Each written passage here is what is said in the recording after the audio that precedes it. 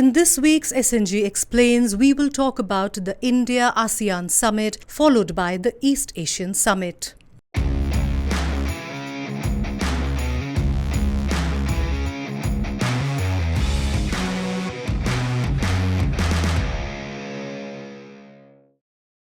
Prime Minister Modi will be on familiar ground when he lands in Jakarta on Wednesday for the India-ASEAN Summit, followed by the East Asia Summit.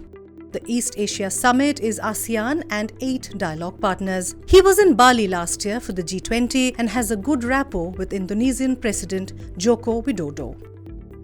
It will be an occasion to subtly remind ASEAN that India can be a reliable counterbalance to China. Practically every ASEAN state, including Indonesia, the Philippines, Vietnam and Brunei, are embroiled in territorial disputes with Beijing in the South China Sea. India recently sold BrahMos missiles to the Philippines and transferred a naval vessel to Vietnam.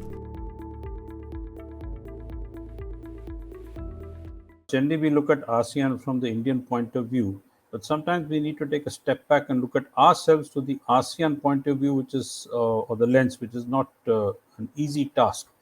And I always argue the case that to understand the strategic horizon of another nation, in this case an organization, it's important to see their world vision and their strategic horizon from their region.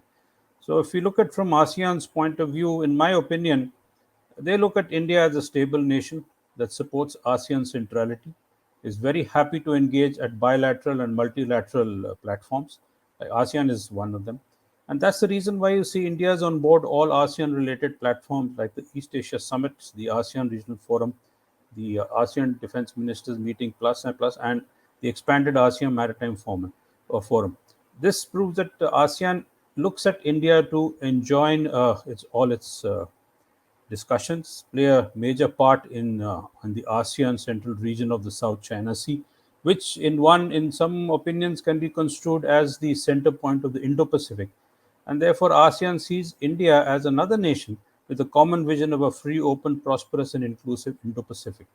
And if you look at the ASEAN Indo-Pacific approach and the recent ASEAN Maritime Outlook, you realize that there are a lot of commonalities and convergences between India and ASEAN that emerge. And that's one of the reasons why last year in 2022, as a lead-on to all this, the relationship between India and ASEAN was enhanced to a comprehensive strategic partnership. Furthermore, as a part of the East Asia Summit, India has been hosting a maritime security cooperation dialogue since 2015, and this has been an annual affair. And more recently, we held the first maritime exercise with the ASEAN as a stable nation. And this is not to be seen as a counter to China, but a beneficial engagement at multilateral level, which is beneficial for both India and the ASEAN nations. It is also about trade and business.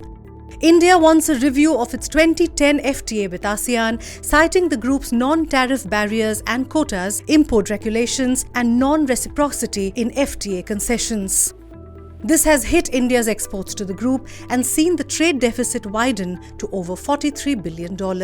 So first we must understand where does India stand as far as FTAs are concerned and what are we looking at. So if we are presently the 5th largest economy and we are looking at becoming the 3rd largest economy in whatever time period we have set for ourselves, there's some interesting facts and figures that have been aired in the past.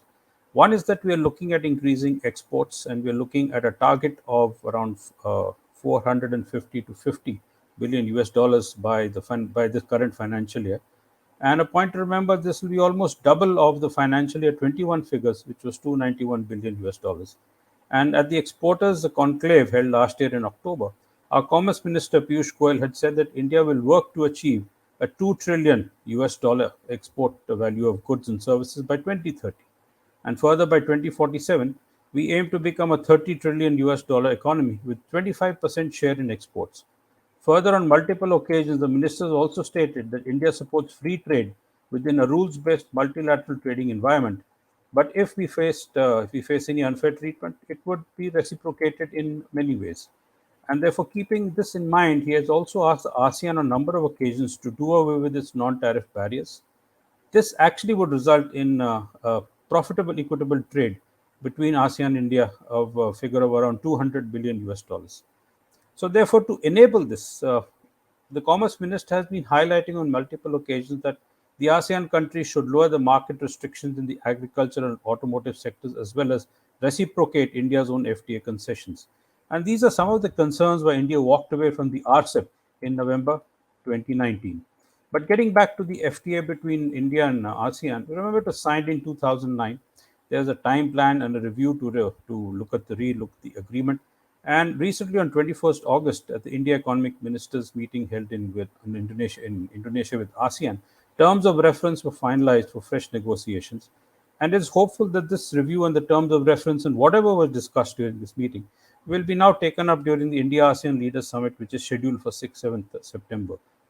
And hopefully, we should be able to set a 2025 goalpost for concluding the review aimed at addressing the asymmetry, as it's called in bilateral trade. If all goes well, then these issues will be discussed to ensure a fair and mutually beneficial FTA between ASEAN and India. So these are the broad contours and aspects that I think is what India is looking for from this FTA, and hopefully it would be a mutually acceptable meeting. Modi is also expected to use this stage to advertise India as an investment-friendly destination at a time when the West is seeking to diversify from China.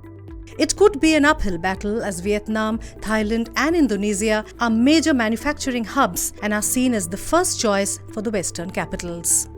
Stay tuned for more such topics on SNG Explains. Watch our previous SNG Explainers on the channel. We will be back with a new topic for you. Till then, keep watching StratNewsGlobal. Don't forget to like, share and subscribe.